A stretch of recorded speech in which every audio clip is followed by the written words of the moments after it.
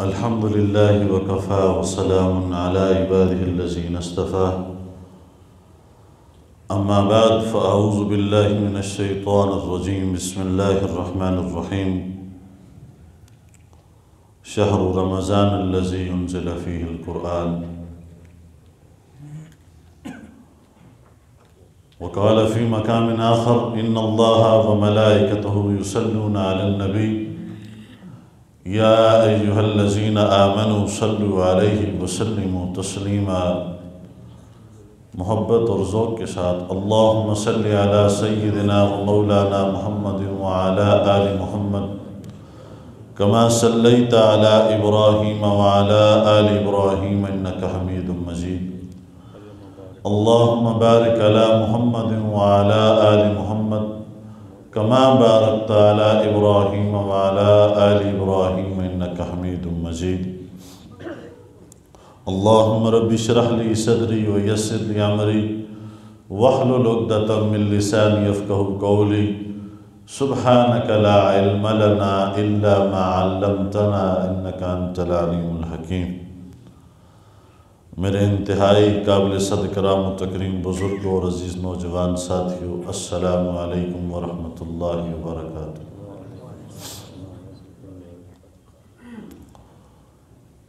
انتہائی خوش نصیبی اور خوش قسمتی ہے کہ اللہ رب العزت نے رمضان المبارک، پھر جمعۃ المبارک، پھر مسجد مبارک کے اندر آنے کی توفیق عطا فرمائی ہے۔ این سعادت بزور بازو نیست تان بخشت خدائے بخشندہ۔ یہ سعادت اللہ رب العزت کی ایسی سعادت ہے کہ جو انسان کی اپنے اختیار سے نہیں ملتی۔ آج کسی کا گھر ہے، اس کے اندر جانا ہو تو کتنے ہی پاپڑ بیلنے پڑتے ہیں، اور جوں رتبے کے حساب سے بڑا آدمی ہو اتنی ہی مشکلات زیادہ ہوتی ہیں۔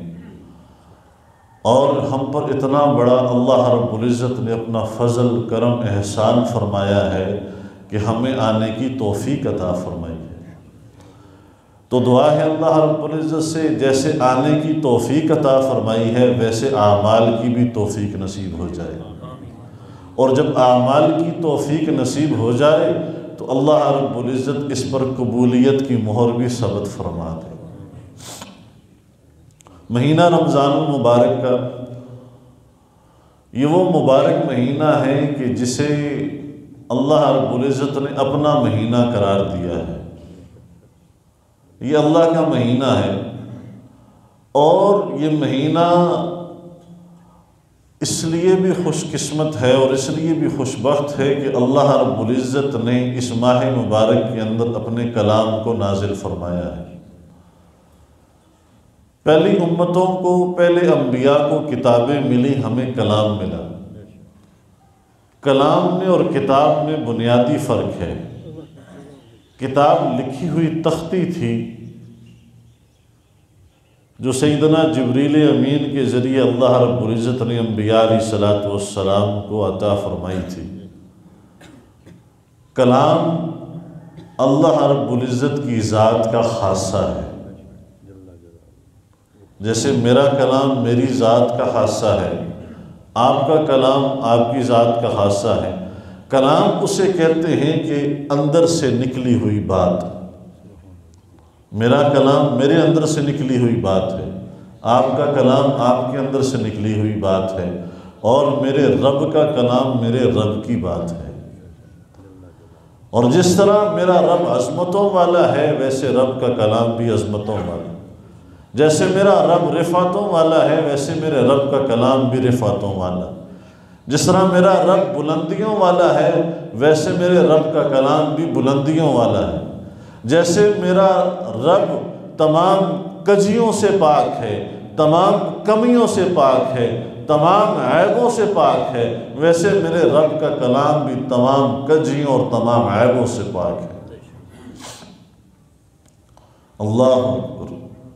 شہر رمضان الذی انزل فیہ القرآن یہ وہ مبارک مہینہ ہے جس مبارک مہینے میں اللہ نے اپنے کلام کو نازل فرمایا۔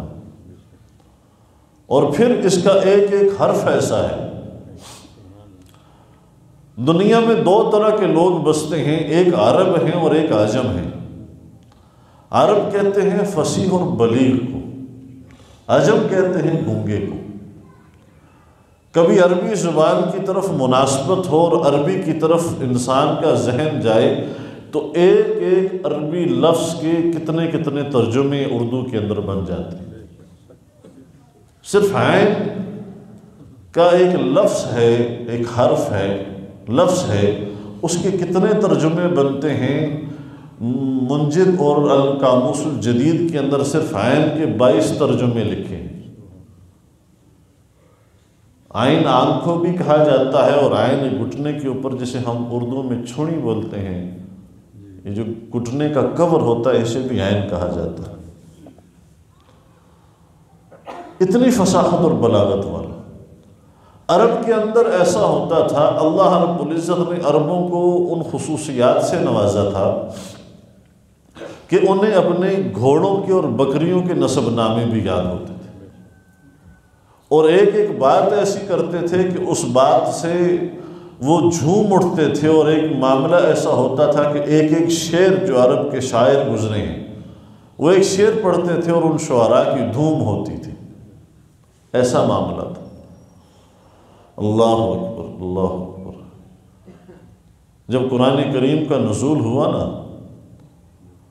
تو ایک صحابی نے سورہ اخلاص کو بیت اللہ کے دروازے پر لٹکا دیا، اور بیت اللہ کے دروازے پر اس وقت بڑے بڑے عرب کے شعراء کے کلام لٹکے ہوتے تھے۔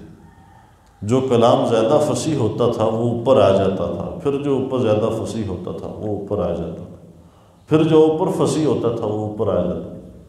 ایک صحابی نے سورہ اخلاص لکھی اور جا کر بیت اللہ کے دروازے کے ساتھ ٹانگ دیا۔ صبح اٹھے، عرب آئے، دیکھا کس کا کلام ہے، کہنے لگے خدا کی قسم یہ کسی انسان کا کلام نہیں ہو سکتا۔ نازل اس پر ہو رہا ہے کہ جس کا کوئی استاد نہیں ہے۔ تمام کائنات کے لیے امی ہونا، ان پڑھ ہونا وہ عیب کی بات ہے، وہ کمی کی بات ہے، لیکن رسول اللہ صلی اللہ علیہ وسلم کے لیے امی ہونا فخر کی بات ہے۔ امی ہونا فخر کی بات ہے کہ آقا کریم صلی اللہ علیہ وسلم کا دنیا کے اندر کوئی استاد نہیں ہے، لیکن جو زبان رسول سے جو خبر نکلتی ہے وہ 1400 سال بعد بھی ویسی پرفیکٹ نظر آتی ہے کہ جیسے رسول اللہ صلی اللہ علیہ وسلم نے ابھی کے منظر کو دیکھ کر بتائی۔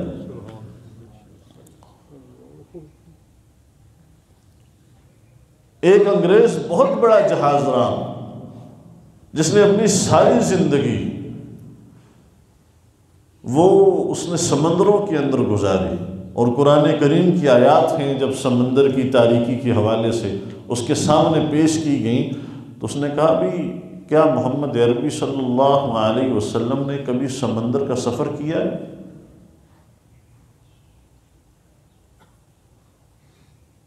تمام لوگوں سے، مسلمانوں سے سوال کیا بھی محمد عربی صلی اللہ علیہ وسلم نے کبھی سمندر کا سفر فرمایا ہے؟ کہا نہیں جی، انہوں نے تو کبھی سفر نہیں فرمایا سمندر کا۔ وہ کہنے لگا یہ جو آیات رسول اللہ صلی اللہ علیہ وسلم نے بیان فرمائی ہیں، خدا کی قسم یہ ایسا شخص کہہ ہی نہیں سکتا جو کبھی سمندر میں گیا نہ ہو۔ کہ یہ وہ کلام ہے جو اللہ رب العزت نے اپنے محبوب کے قلب اطہر پر نازل فرمایا ہے۔ یہ ایسا کلام ہے کہ جس نے سنا ہے، جس نے سنا ہے اس کے دل کی کیفیت تبدیل ہوگی۔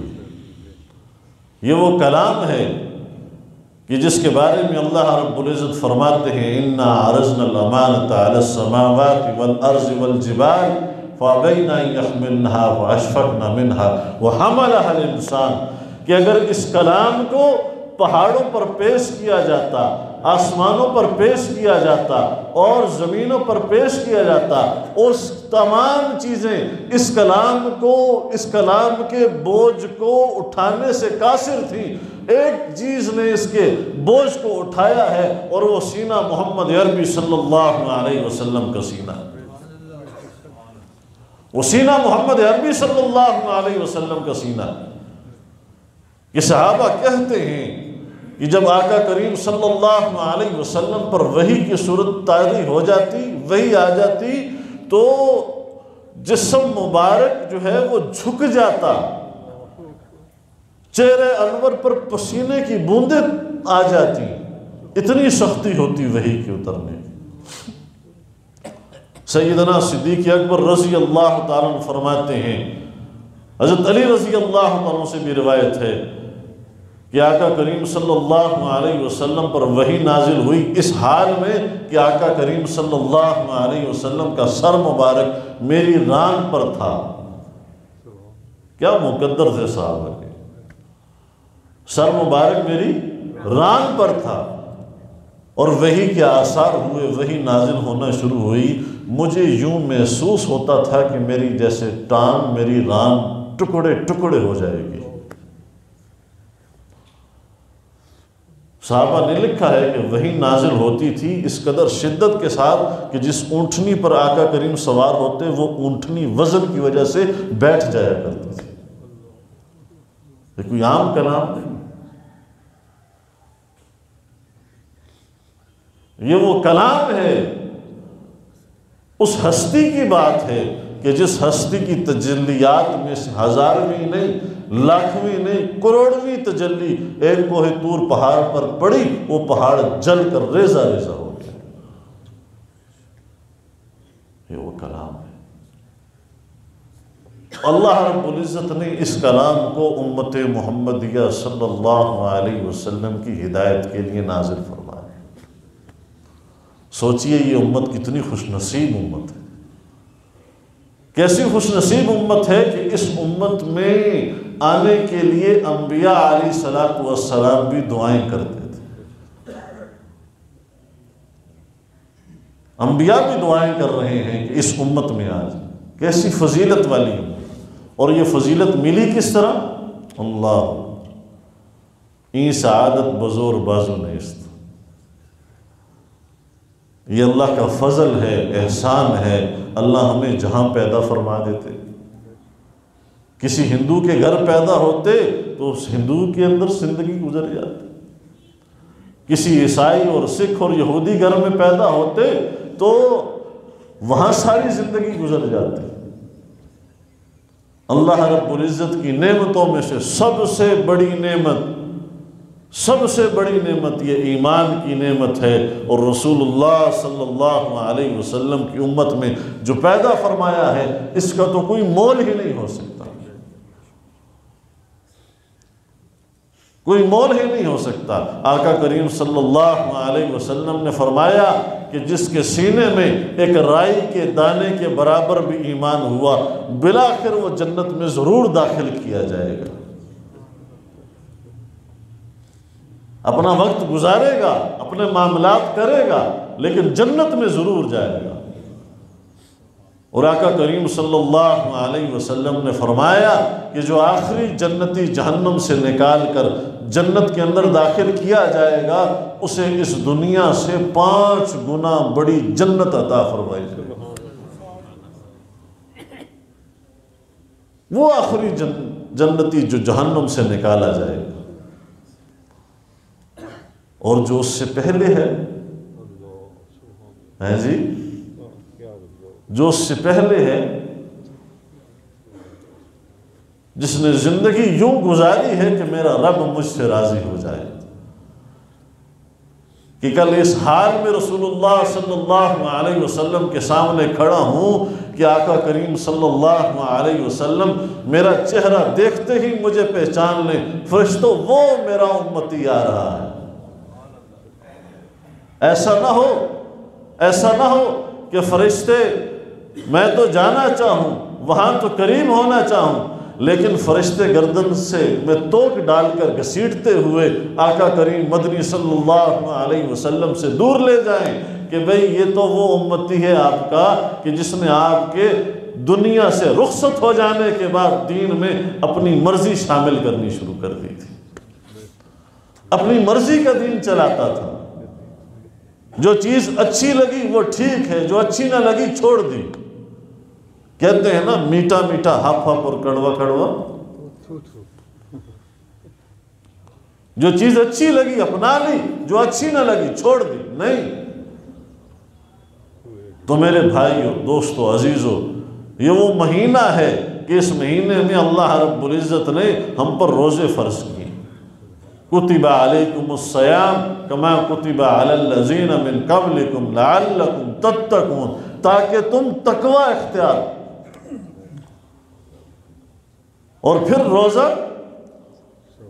وہ صرف اس پیٹ کا روزہ نہیں ہے، روزہ منہ کا روزہ نہیں ہے، روزہ آنکھوں کا بھی روزہ ہے، روزہ کانوں کا بھی روزہ ہے، روزہ زبان کا بھی روزہ ہے، روزہ ہاتھ کا بھی روزہ ہے، روزہ دل کا بھی روزہ ہے، روزہ پاؤں کا بھی روزہ ہے، روزہ شرمگاہ کا بھی روزہ ہے۔ ہمارے ہاں روزے کی کیفیت ایسی ہوتی ہے کہ صرف پیٹ کے حوالے سے، منہ کے حوالے سے جو چیز اندر جا رہی ہے اس کے اوپر تو ہم اپنے روک لگا لیتے ہیں، لیکن روزے کا اثر ضائع کر دیتے ہیں۔ کھانا پینا حلال تھا، ہم نے اپنے اوپر حرام کر دیا، بیویاں حلال تھیں، حرام کر لی، رک گئے، لیکن روزے کا اثر ہم نے ضائع کر دیا۔ روزے کا اثر تو یہ ہے کہ اللہ فرماتے ہیں روزہ میرے لیے ہے، روزہ میرے لیے ہے۔ اور 5 خصوصیات جو اس امت کو روزے دار کے لیے اللہ رب العزت نے خصوصیات بیان فرمائی ہیں، 5 ہیں جو پہلی امتوں کو نہیں ملی۔ روزہ پہلی امتوں کو بھی تھا، لیکن یہ خصوصیات نہیں تھی جو اس امت محمدیہ صلی اللہ علیہ وسلم۔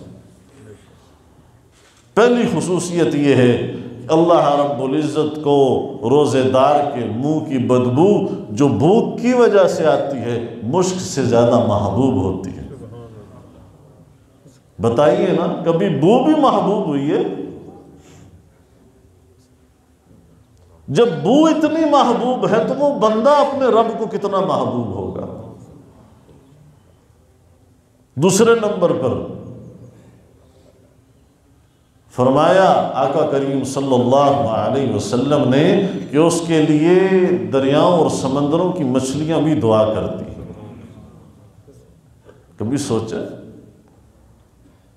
آج کل کوئی کسی کو دعا کے لیے کہہ دے نا تو وہ بڑا کام ہوتا ہے، بھی دعا کرنی ہے، ہاں جی، کام لگتا ہے نا جی، دعا کے لیے کہہ دیا ہے، اب بیٹھنا پڑے گا، دعا کرنی پڑے گی۔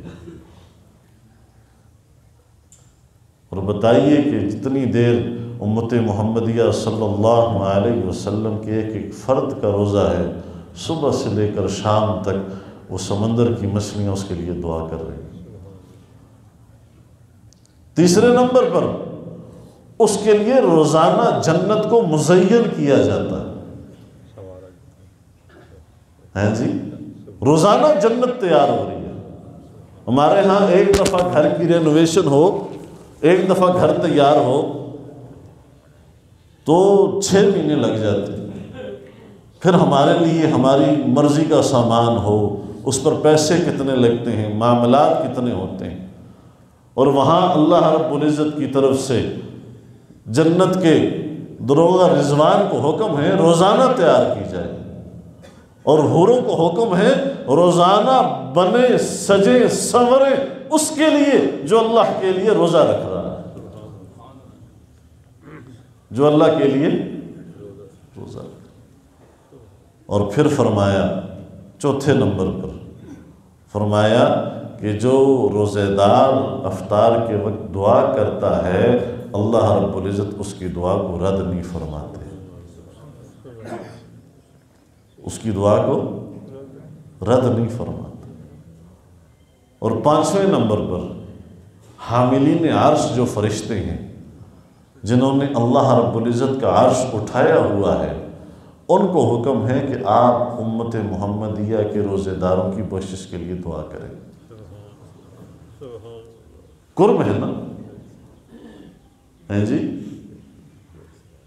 وہ فرشتے جو حاملین عرش ہیں، جو حاملین، آج بادشاہ کا اور صدر کا یا وزیر اعظم کا قریبی بندہ ہو، اور وہ قریبی بندہ جو بہت زیادہ قریبی ہے وہ تھوڑی تھوڑی دیر بعد یہ کہہ رہا ہو کہ فلاں ابن فلاں کا وہ کام کرنا ہے، فلاں ابن فلاں کو وہ سرٹیفکیٹ دینا ہے، فلاں ابن فلاں کو وہ سرٹیفکیٹ دینا ہے، تو بالآخر سرٹیفکیٹ مل ہی جاتا ہے نا، ہیں جی؟ اور میرا رب کتنا رحیم ہے۔ آج ہم نے اپنی قدر نہیں کی، آج ہم نے اپنے آپ کو نہیں پہچانا کہ بحیثیت مسلمان، بحیثیت امت محمدیہ صلی اللہ علیہ وسلم ہماری حیثیت کیا ہے، ہم کہاں بیٹھے ہیں، ہمیں کہاں ہونا چاہیے۔ یہ وہ امت ہے کہ جو نبیوں پر شہید ہے اور نبیوں پر گواہ ہے۔ ہم نے کبھی یہ سوچا کہ گواہ کا مقام کتنا بڑا ہوتا ہے؟ ہم نے یہ سوچا کہ گواہی دینے کے لیے کن شرائط کی پاسداری ضروری ہوتی ہے؟ ہمیں تو پتہ ہی نہیں نا، ہم نے تو اس چیز کو کبھی سوچا نہیں کہ گواہی کیا ہے، گواہی کا نظام کیا ہے، عدل کیا ہے، عدالت کیا ہے، مقام اور مرتبہ کیا ہے۔ آج تو اپنی مستی کے اندر ہیں، ٹھیک ہے روزہ رکھا رکھا، نہ رکھا نہ رکھا، نماز پڑھی پڑھی نہ پڑھی نہ پڑھی۔ ہم دین کے احکامات کو عبادت سمجھ کے نہیں کرتے، عادت سمجھ کے کرتے۔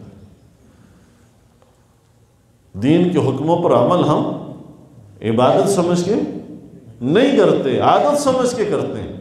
اگر عبادت سمجھ کے کرتے تو ہماری زندگیوں میں عبادت کا اثر نظر آتا۔ قرآن کہتا ہے ان الصلاۃ تنہی عن الفحشاء والمنکر والبغی، نماز تمام فواحش سے، برائیوں سے وہ چھڑوا دیتی ہے۔ آج اگر ہمارے اندر وہ برائی ہے یا وہ تمام چیزیں موجود ہیں، سمجھیے کہ ہماری یا تو ہم نمازی نہیں، یا تو ہم نمازی نہیں۔ اگر نمازی ہیں تو ہماری نماز اس مقام اور مرتبے کی نہیں۔ کیا فرق ہے کہ صحابہ 2 رکعت نماز نفل پڑھتے ہیں اور رزق کے ڈھیر لگ جاتے ہیں؟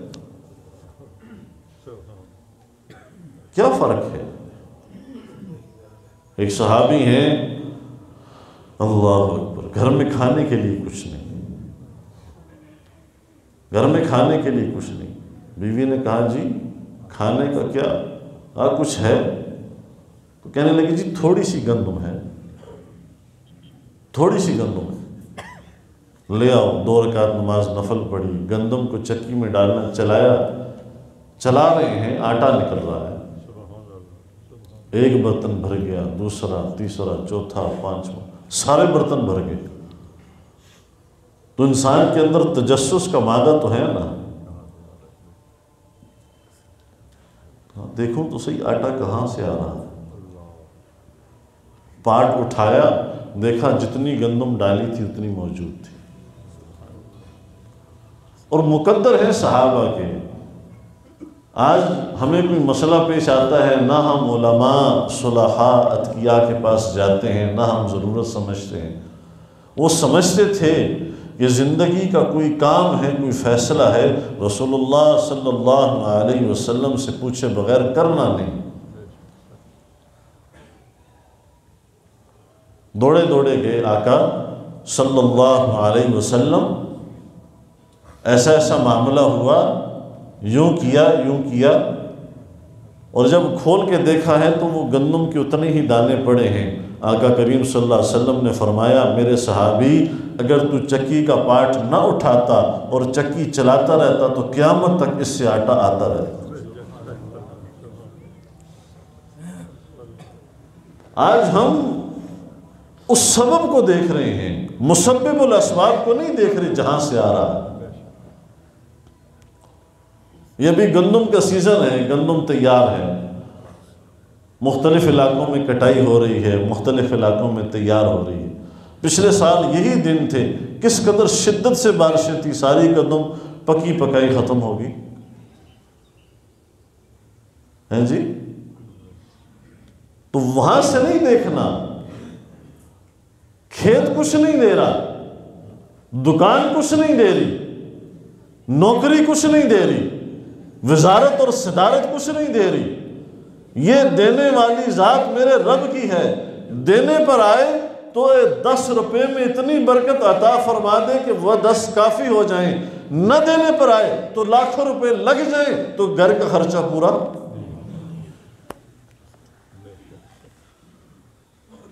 کسی کا ہوتا ہے تو 10,000 میں ہو جاتا ہے۔